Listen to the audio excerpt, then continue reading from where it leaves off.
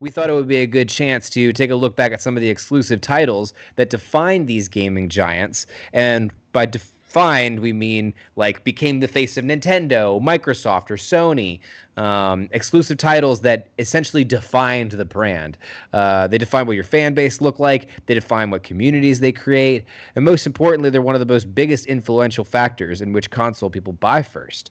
And with that decision quickly approaching for a ton of us, we thought we'd take a look back at some of these exclusive icons. So let's get right into it with number 10 in our countdown, the Final Fantasy series. Yes, there couldn't be a better pick for the start of this countdown than the RPG of all RPGs out there. Final Fantasy is fun fact. Final Fantasy was rumored to have gotten their name due to the company allegedly facing bankruptcy in the game's creation. The game was rumored to be a last-ditch effort in order to save the company and the creator, and for the creator to remain in the industry itself. And so Final Fantasy seems like a fitting title for the time. Had the game not sold well, he would have quit the business and gone back into the university. This was supposedly the title. But this isn't the actual story. According to multiple sources, including the creator himself, Hinaro Sakaguchi, I hope I said that right, in 2015 explained the real origin. The team wanted to abbreviate the title as FF because that sounded really cool in Japanese. The name was originally going to be Fighting Fantasy, which would sound good in Japanese, but there was concerns over trademark conflicts with a role-playing game book series of the same exact name. So they needed to settle for something else, and they thought Final Fantasy sounds cool. So that's where the real title of the name came in. But irregardless, the name became the name of one of the most iconic franchises we know and love today, and still sells as an exclusive title with a lot of money-making potential behind the IPs. Even if you're getting a new PlayStation console, you're likely getting it for the new Final Fantasy, which they announced a Final Fantasy 16 for this one. I think that's one of the exclusive titles that we forgot to mention with it. But like I know plenty of people that came onto my stream this week when we were playing Avengers, just talking about how they're just getting PS5 just for Final Fantasy 16 and nothing else. So it is definitely one of those iconic titles. Either of y'all play any Final Fantasy growing up? I played Kingdom Hearts. Oh, sorry. You played Kingdom Hearts? It's kind of close. Same. I played. I would honestly say I played a demo of Final Fantasy whenever I was much younger on like my PlayStation 1 or 2. It was either one of those, and I was just like, at that age, was just not feeling turn-based combat. It was just not for me. That's why I played it for a little bit, but I'm not a big fan. I need more excitement. But then it wasn't until Disney came along and was like, hey, you know that turn-based combat you didn't really care for? We're going to give you a giant key. Yeah, what if we're going to give you with Donald fucking Duck. You get to do it with Donald Duck and Hercules, baby. You know, like, and so it was one of those where, like, yeah, I'm in Bronwyn's boat. I definitely played a shitload of Kingdom Hearts, but never really got big into Final Fantasy. I know there's a little bit of overlap there. I love that style, though. My gosh, the animation and the music. The music's iconic as well. The characters are iconic. I can look at some of the characters and go, oh yeah, that's from Final Fantasy, having never played Final Fantasy. And that tells you, pretty much everything you need to know about it. It's iconicness. Wasn't there like a beach volleyball kind of game that was sort of Final Fantasy universe, or is that thinking of Final Destination, I think? No, that was Dead or Alive, right? Dead or Alive. Oh, yeah. Okay. You're thinking of DOA. Yeah, I'm thinking of a horror movie. We're getting all of our names mixed up. These are very iconic things, but not the icons we're talking about. No. But number 9 is also physics. an iconic Sony title. Bronwyn, you have a little bit more information on. Tell us a little bit about Shadow of Colossus coming in at number 9 on our countdown, Bronwyn. Yeah, so this came out originally for the PS2 in 2005, then was later remastered for the PS4, and has always stayed exclusive to Sony. The game follows a man named Wonder as he travels through a forbidden land on a quest to kill 16 massive beings called Colossi, because in doing so, he can restore the life of the woman he loves. The game is minimal in the sense that your only task is to kill these godlike creatures. There's no towns or dungeons to explore, not even other characters to interact with. but the complexity is in the gameplay and the sheer beauty, which makes it stand apart from any other. Each battle is like a puzzle in that there are precise and correct ways to kill each colossi. The game also tugs at the heartstrings with its emotional storyline and journey. This is one of the more obscure games on this list, but I thought it was important to talk about just because I think this does show the iconic nature of PlayStation to put these kind of more artistic and thought-provoking games on the forefront, things that are really story-driven and I think set it apart from Xbox. Yeah. No, I think that's a great point. I think that, we see stuff like that with, again, some of those games I was talking about earlier, Returnal, Deathloop, some of those cool games, and they're still experimenting with new kinds of drama. I mean, I was talking about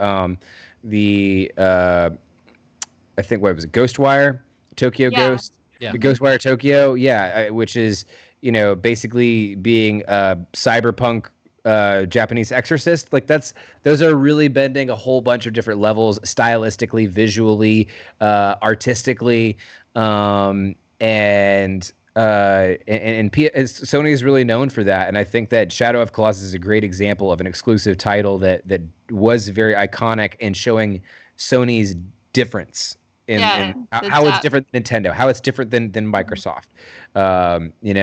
I think that did very much individualize it, in my opinion. And Jake, what do you think about Shadow of Colossus? I have seen nothing but like awesome clips from this game. It's one that I've never gotten a chance to play, but it's one that I definitely, if I ever do get a PlayStation in the household, will be buying it and trying out maybe some of the older ones, or even the newer one looked phenomenal. And so such a cool game, cool concept. And like Sony, this is kind of just what they do. They come out with games like this and take chances. And I think it's awesome that this one made the list. Yeah.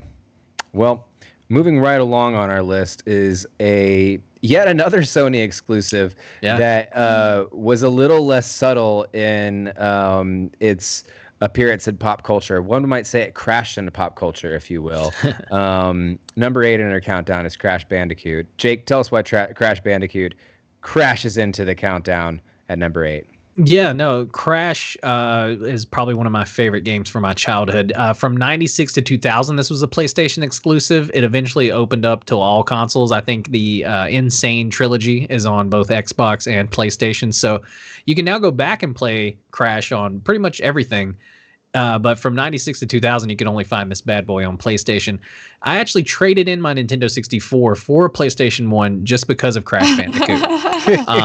And it's like top 10 like regrets of my childhood is the fact that I didn't hold on to my Nintendo 64 for longer. But like there was something about like disc. I was like, disc or the future, mom, I have to have it. And so, but because that's PlayStation, they changed the game. Literally, when they introduced disc, they had better graphics, bigger games, a lot more stuff that you could do. And I remember the first trailer I saw for Crash Bandicoot, I was like, this is straight shitting on anything that I have on this Nintendo 64 right now. And so I made the jump. But this was named the 25th best-selling game franchise of all time in 2011. It's one of the reasons why I was a PlayStation user for many years in my younger days. And it just felt more kind of like a mature like console experience, if you will, like with Crash Bandicoot, because it was still a platformer game, right? So it was basically like a Mario or like a Yoshi or Story or any of those that you were getting on your place or on your Nintendo. But it was much more adult feeling, more mature, and for lack of better words, it felt more American. Which like to a young kid in Alabama, which is what I was at the time, that was like. That was what I was kind of like, okay, I gravitate more towards this than like Final Fantasy, right? There you go. And so Crash made it, appeal to Kid Jake. And still some of my fondest memories growing up are playing, Crash Bandicoot. But probably not as fond as number 7 on our countdown, which you have for us, Dodd. What's at number 7? Number 7... might not vibe as much with Jake's nationalistic tendencies towards Crash Bandicoot, but definitely was a big staple in my childhood. Number 7 in our countdown is Pokemon, because you can't talk about video game without talking about handheld gamings. And I know y'all are tired of hearing me talk about Pokemon, but I mean, like, again, you can't talk about the history You of play gaming Pokemon? without mentioning What? handheld games, and nothing sells handheld games like Pokemon does. To this day, Pokemon remains one of the staples of handheld gaming, even in a world where handheld games are being replaced by the ever-evolving smartphones. Hell, one could say that Nintendo needed to pitch their console more like a handheld system so they could sell more and then put Pokemon on it, and bada bing, bada boom, you're selling Switches like nobody's business. You know, in fact, the iconic title was so successful that it's been brought to the Switch, and it's one of the third largest selling Pokemon title of all of them. You know, you have Red and Blue, Gold and Silver come right after that, which again sold on Game Boys, which made the Game Boy. Like honestly, can you think of any handheld game that drove sales like Pokemon Red and Blue, Gold and Silver, Ruby and Sapphire, Bronwyn? Any handheld games that drove sales like that? No, I still remember my headaches playing this in the car. Yeah. Same. Yeah, no, for years they put handheld gaming on the map essentially. The Pocket Monsters, dude, Pokemon, little bitty Pocket Monsters, they were there, they were ready all the time, and so like I used to love playing it. And like it's iconic to Nintendo. It put Nintendo on the map. It made the Game Boy what it is today. Essentially, I don't know if there's no Pokemon if Game Boy is what it is. You know what I mean? Right. I agree. Or Nintendo is what it is, at least in the handheld dominance that they have as far as that goes. I mean, and definitely. Oh, sorry. Go ahead. I was saying, and definitely thinking of like the handheld dominance. Even their console is handheld. Like it shows through, and even like the flagship kind of gaming system that they offer, has handheld capabilities. So I think that's a huge factor. Yeah, I mean, and even its dominance in the new handheld gaming market, because like what killed handheld gaming more than anything else? Smartphone games. That's really what killed it more than anything else out there. But Pokemon still dominates on that front too. Pokemon Go is still a successful Pokemon game, and it's not the only successful handheld Pokemon game. They have Pokemon Masters as well, and Quest. Pokemon Quest, Cafe Mix. I mean, like it sells like hotcakes. So they've been. It's been a very adaptive franchise, and it's been iconic to the series, and I think that you really can't have this countdown without having them somewhere on it. But another series where you take a bunch of characters and make them fight each other, also dominated by Nintendo, and also even starring Pikachu in it, is also on this countdown, and it sneaks the spot right underneath at number 6, which is going to be the Smash Brothers. The Smash Brothers. I said that weird. Smash Brothers. The Smash Brothers. You know, the game the kids are playing with those boys. Those boys, you know. You winning, son? Anyways, Smash Bros. Tell us why Smash Bros. Makes this countdown, Brahman. Yeah, well, this game takes our lovely Nintendo exclusive characters and pins them all against each other in epic player versus player battles. Coming first to the N64 in 1999, Smash Bros. Has seen many iterations from Melee to Brawl, even its newest installment on the Switch, Ultimate. This being a multiplayer game that can host up to 4 players at once has spawned a large competitive community, making way for tournaments both in person and online. This is such a staple for Nintendo because it brings the artistry of their games and unique fighting styles of their flagship characters to the forefront in these epic battles against each other. I'm sure you all recall playing this with your friends. It's a great party game. It's a great competitive game. And I think that it really just sets the stage to highlight what Nintendo does best. You have some sort of an affinity to all these characters that you're choosing to play as. Like you said, Pikachu makes an appearance in this game, and I still will never forget playing with one friend in particular who would just sneak under the stage and then just blast that lightning bolt up nonstop, just over and over again. Yeah. No, I would argue that this is a cheat one because it has multiple iconic characters within this iconic game. Donkey Kong, Bowser, Kirby, Mario, Mega Man. Like, this game has pretty much hit every one of those big icons, everybody from Nintendo.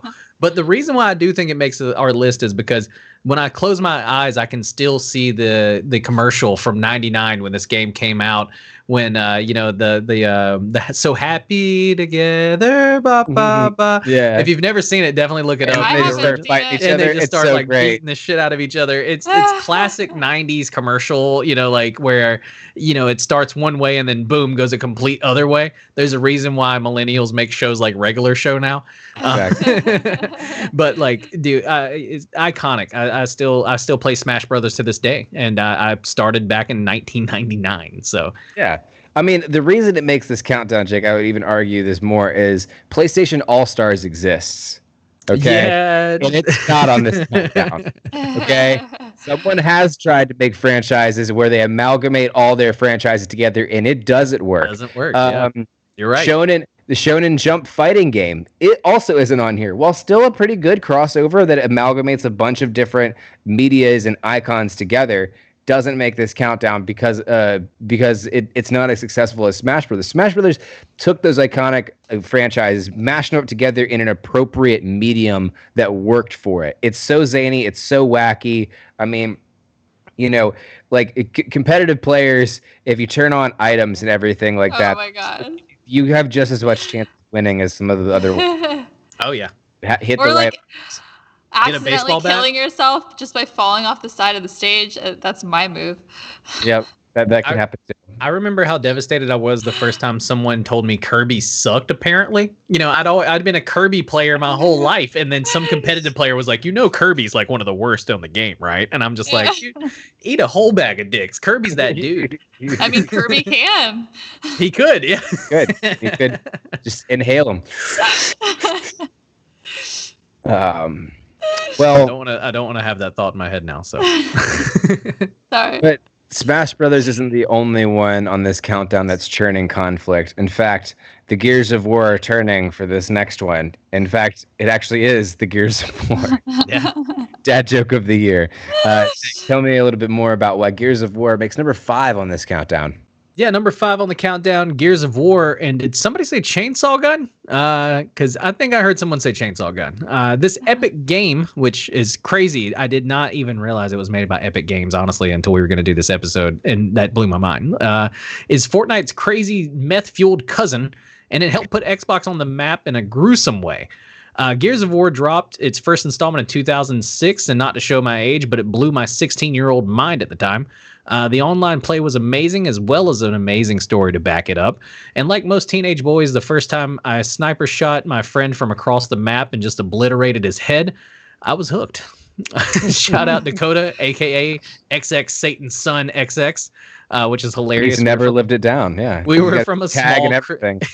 we're from a small Christian town, and that dude's name was like Satan's son or something crazy like that. I remember it was so hilarious. I once signed up for a 2v2 tournament with a buddy who had never played this game, and we still made the finals. I'm not saying I quit because it was too easy and that I was a legend, but I'm just saying. Put it out there. Gears has become one of the best-selling franchises on the Xbox 360 and was a true saving grace to an otherwise terrible console, if we're being honest. The series is well known for its emphasis on cover-based combat in which players can use objects to avoid gunfire or safely engage enemies. A true legend that's still going on to this day. We're going to get a new Gears on the new Xbox, and so that's something that I'm super excited for. Marcus Phoenix is kind of one of those iconic names that people think about nowadays, even with gaming. He may not be literally he's definitely not Master Chief by any means, right? But he's just one of those that is sticking around, and he's even going to be in the new one. So I mean, I feel like he's the closest thing to Master Chief that we have. Other for at least the Microsoft side of things. For the Microsoft guys, yeah. I mean, let's be honest. We're going through this countdown here, and when it comes to exclusive, iconic, faces of the company kind of thing, Microsoft doesn't really have very many of them. No. And with that, I feel like Gears of War has really taken the spotlight, mostly because of the existence of a vacuum. I mean, really, they brought a first-person shooter that had cover in it and a chainsaw gun, and there it goes. Our exclusive title, that's the one we're going to plant our flag on. Oh yeah, no, but it was. But it's good. I love Gears of War. It's not dude, shitting on it. it's still a lot of fun to play, and you can kind of see how Epic, who came from Unreal Tournament and eventually made Fortnite now. You can kind of see how this journey's began and how Gears of War influenced some of their other titles, right? But anyway, speaking of legends, myths, murders, and other things that are M for mature, who's climbing Mount Olympus this week for number 4, Dodd?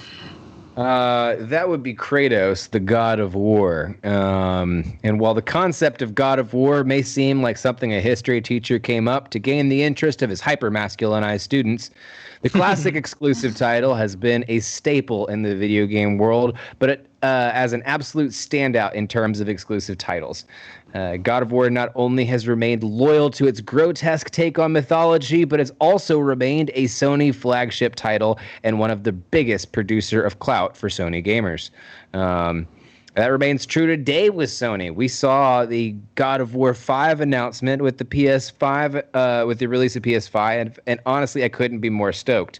I cannot wait for Ragnarok. The first God of War 4 was absolutely fantastic. Yeah. Visually, it was gorgeous. Gameplay-wise, it was absolutely every part of that game was fantastic. Are you as excited to rip off Valkyrie Wings in 4K, Jake? Or on your Xbox? Are you excited to do that? Are you super excited? Yeah. I'll do it in Assassin's Creed. Oh, okay. There you go. Bronwyn, are you actually excited to rip off Valkyrie Wings in 4K since you'll actually be able to play it? Yeah, I'm actually very excited to play this. The last game I think I played in maybe 3 weeks. I could not stop playing it. It was very bingeable. So we'll see. Once this comes out, you guys might not see me for a while. 3 weeks? LOL. My friend was my buddy Sebastian literally had to go to training. He was going to be out of town for 3 weeks. Really? I said, bro, let me borrow your PlayStation. Oh my gosh. In those 3 weeks, I almost 100%ed Spider-Man and I almost 100%ed God of War. That was the only 2 games I played for those 3 weeks that he was gone, but I almost completed each one of them, and it's a great human achievement for me. God of War 4? Life gets in the way sometimes. Yeah. I was proud of that. Boy. Yeah. I played the one where he says "boy" the whole time. That's 4, right? Dad of War. Yeah, Dad of War. Dad of War. Yeah, no, it's I Exactly. I literally borrowed a friend's PlayStation to play this game. That's how iconic God of War is. It'll do that. If we were close, I'd let you borrow my PS5 to play. I may buy one. Who knows? Cheaper price point. Exactly. You never know. Well, speaking of fantastical tales available at cheap price points, number 3 on our countdown is the amazing and glorious Legend of Zelda. Brodwin, of course, we got to let you talk about Legend of Zelda because we know you're a huge Legend of Zelda fan. So give us the rundown. Why is Legend of Zelda number 3 on this countdown? I could barely contain myself. As you see, in anticipation, I am wearing my Zelda shirt. Oh, there you go. Actually, one of my many Zelda shirts. So this is basically the most epic game you will ever play in your entire life.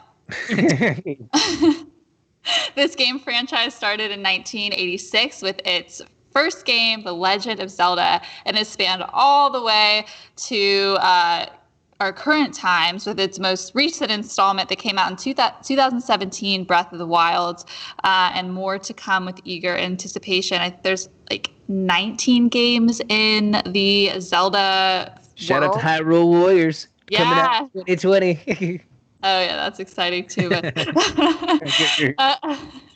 each game follows the courageous elf-like boy Link as he sets out on a quest to save Hyrule and the goddess incarnate Princess Zelda from the evil forces of Ganon. The stories differ from each other because they take place in their own unique point in the timeline of the worlds, but they're all reincarnations of these beings of light and spirits. And I could spend all night getting into the intricacies of the lores of this game, so I'll just move on. Jake and Dodd, are you as big of a Zelda fanatics as I am? Although I don't know if that could be possible. I love Zelda. It's probably one of my most fondest, memories of a game as a kid growing up too. Straight up, Majora's Mask was probably one of the best games I've ever played in my life. It still is one of the best games I've ever played in my life. And Breath of the Wild has no right being as good as it is. No right. I spent so much time playing that game, and I still think about it. Like I legitimately still think about that game all the time. And so Zelda it belongs on this list for a very good reason. It's an iconic game franchise. I absolutely couldn't agree more, especially about Breath of the Wild. I mean, I put so much time into Breath of the Wild myself, and just the vastness of the game. And imagine being the creators of Breath of the Wild and having such an amazing game come out on the fucking Wii U and being on such a trash console. Yeah. That Yeah. Their so lucky Switch came out. Exactly. So many more people got a chance to play that game because of it. And it also shows you how bad the Wii U was, because not even a game like Breath of the Wild was good enough to save it, Yeah. Dude, my top 3, if I had to make a top 20 Jake's favorite games, 3 of them are going to be Zelda games, and it's going to be Ocarina of Time, Majora's Mask, and Breath of the Wild. And they're going to be at different spots in that list, but they're on the list, right? And that's 3 from Zelda alone, in my top games list. And so, because they're bangers, they're just amazing games and they're iconic. I think it's always hard to decide between which is better, Ocarina of Time or Majora's Mask. I personally favor Majora's Mask, and I know that's not the popular decision. I like the gameplay of Ocarina, but the story and the lore behind Majora's Mask is just too... Yeah. It's just so great. I just want that all the time. It's a lot of fun. I love the game so much. I have a Triforce tattooed on me. Can't see where it is, but it's somewhere. It exists. Well, number of 2 on the countdown probably is probably tattooed somewhere on Jake. Probably where you can likely, if I had to guess. But number 2 on the countdown, if you've noticed, there hasn't been very many Microsoft exclusives, so we had to mention the most iconic Microsoft exclusive, Halo. Tell us why Halo makes this countdown. Yeah, coming in at number 2, Halo. My boy Master Chief. I do need to get a Halo. I will get Legendary tattooed somewhere. Like the Legendary crest. That's what we're gonna do. But I could legit do an hour show on Halo and what it means to me as a gamer. I've been playing Halo for almost 19 years. If my Halo experience was a person, it could vote. If my Halo experience was a person, America would send it to war. If my Halo experience was a person, it'd be too old for a Netflix movie. Anyway, I could keep going, but not 100% sure if there is the Xbox without Halo. Like, it's one of those kind of things, like it was its franchise, it was its flagship franchise, and it's carried the console for all of these years. Master Chief is fucking iconic. And he's put on the same level as Mario, and the plumber has 30, 40 years on this guy. So when Halo Infinite drops in 2021, it'll make it actually exactly 20 years that this franchise has been around. So it's definitely like a staple for Microsoft, and I don't think it's going anywhere soon. Halos 1 through 3 are undisputed classics in the gaming world. They changed the first-person shooter genre for all time, and they changed online gaming on consoles specifically forever as well. I still think about the giant 16-person lobbies that were in Halo 2, and while they were toxic at times, they are also some of my most fondest memories as a child. And so they've also won in the numbers game. 46 million games sold and $3 billion generated in revenue. And that's just from the first three games, Halos 1, 2, and 3. And that's as of 2012. I couldn't even find updated numbers. That was still 2012. So that was years ago. But, unfortunately, as awesome as Master Chief is, at the end of the day, he's no Mario. And so he's close, but he's no Mario. So number 1 on our countdown. Who's number 1? Is someone that you can't compare to Mario because it is Mario. There's nobody. There's undoubtedly no one on this countdown holds a candle to Mario. Mario's hands down the most iconic, and this countdown is really easy to make because of how iconic Mario is. I mean, he is a flagship staple for Nintendo. Comrade Mario has been taking down monarchs and erecting red flags all the way since 1981 when he first appeared as Jumpman in the classic Donkey Kong series. Since then, Mario has been busy. He is a renowned drag racer, Olympic athlete, cage fighter, tennis tennis player, soccer player, and doctor on top of being a plumber. Okay? Even his brother has a side gig as a famous ghost hunter. So, honestly, the Mario Brothers are pretty much the socialist Kardashians of the video game universe, and the iconic exclusive title just further validates that.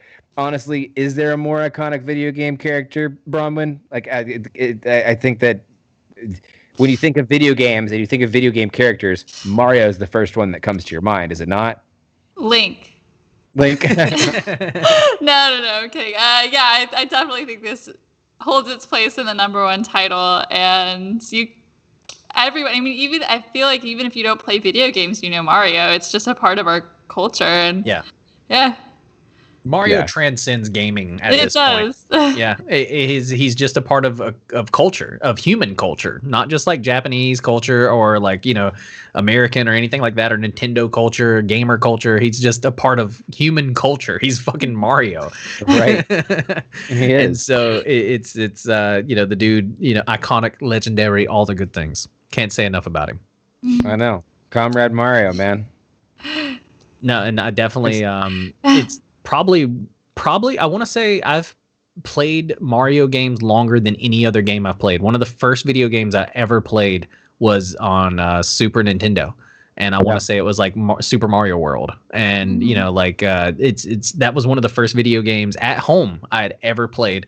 And it's crazy to think that things like Mario Odyssey that I just played not too long ago, or Paper Mario this past year, are still continuations of the same franchise that I used to play, like on this little fucking just pop that bad boy in there, and but I still remember the taste. It's carried Nintendo. He's carried Nintendo not on his back, because obviously Nintendo has a lot of iconic characters. We've talked about a lot of them today.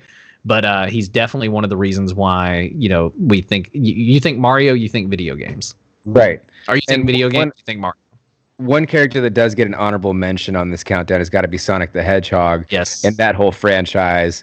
But Sonic is a perfect example of a good IP can't necessarily carry a system, because Sonic was Sega's Mario for the longest time.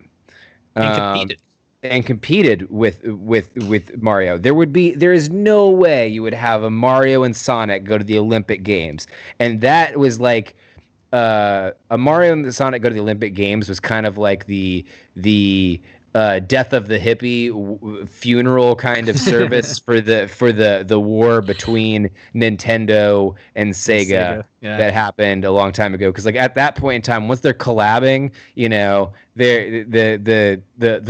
war is over. To see how readily Sonic games and titles are on Nintendo now is so crazy to think of where we came from whenever we were very young. Whenever I was a little kid and had the Sega Genesis, and literally the only reason I had the Sega Genesis was to play Sonic, and it's so crazy to think that, Sonic, like you said, I think that's honestly why he didn't really make the list. Obviously, he makes, honorable mention because he carried Sega to where we still think of Sega, we think Sonic, right? But we're not going to go buy the new Sega Gen 5 console this year. we're trying to focus on people that really defined their consoles. Yeah, and kept them alive. And it kept it alive. And Sonic was definitely definitive, but it didn't keep it alive. So I think that's why it gets that good honorable mention spot. Not quite fast enough, Sonic.